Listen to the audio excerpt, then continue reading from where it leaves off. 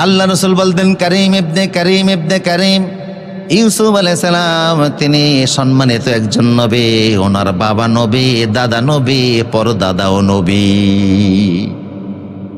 4 পুরুষ ওনার নবী ছিলেন।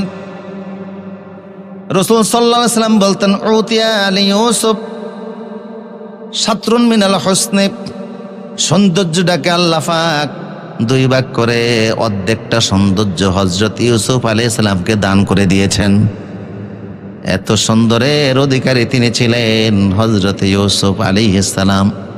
বৃদ্ধকালেও তিনি নিজে মুখের ভিতরে কাপড় দিয়ে ঢেকে ঢেকে হাঁটতেন, চেহারা কাউকে দেখাতেন না, চোখ দুটি শুধু খোলা রাখতেন, পুরাটা চেহারা ডেকে তিনি হাঁটতেন। এরপরেও যদি কোনো কারণে গাল থেকে কাপড় সরে যেত, কোনো নারী যদি ওনার গাল দেখতো, মিনিমাম 1 সপ্তাহ বেহুশ অবস্থায় থাকতো।